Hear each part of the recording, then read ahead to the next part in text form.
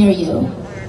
Next, we have a representative of Denver Tigray Youth. She's a local organizer connecting the diaspora to our families and friends in Tigray through social media campaigns such as Tigray to Tigray, TDF to TDF, various fundraising initiatives, as well as planning national protests to raise awareness.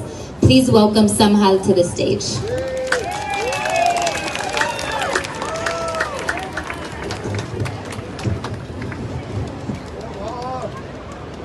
First of all, I just want to say how grateful I am to be here with all of you guys today.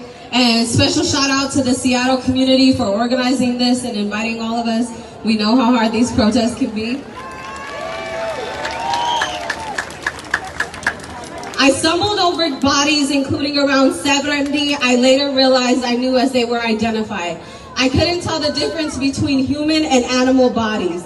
The stench of death was strong. Eritrean soldiers went house to house seeking out and killing Tigrayan men and boys, some as young as 7 years old. Zanabu Nuguse, my mom, a survivor of Tigray genocide. There can never be enough words to explain the heartache, the destruction, the merciless killings, and the many dimensions of disappointment as we are now almost approaching 300 days of Tigray genocide. The invaders who made our people suffer because their only crime was being Tigrayan. The losses may be calculable, but the lives are not. We will remember this pain forever, but Tigray will never be exterminated or forgotten. Our pain and our losses will not be in vain. I want to remind you that mountains do not rise without earthquakes. I believe God pulled us back so that we could only go further, and I see you rising, greater Tigray.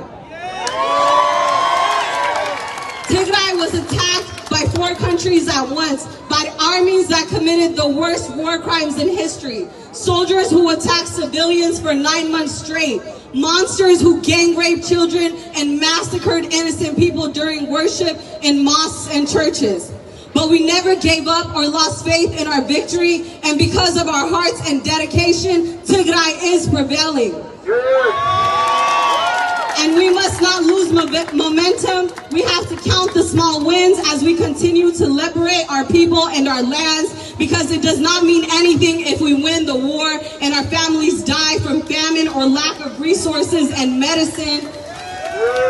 We know our enemies not only came to exterminate us, but have deliberately looted and destroyed our lands and continue to block aid and humanitarian efforts. And it has become more evident more and more daily that the only people coming to help or save Tigray is Tigray. I want us all to remember we are still fighting for the collective existence of our people, and that hopelessness is an enemy of justice. Our country needs us. Everyone is needed. Whether you are an elder or youth, you can contribute. Donate all of your talents to Tigray and continue to use every platform and privilege to advocate and raise awareness. The future of our country depends on us. The way we have come together and all of us shows how we are small but mighty. We have shown the entire world what it means for courage and heartbreaks to coexist. Tigray, you are the North Star. You are a lighthouse when surrounded by only darkness.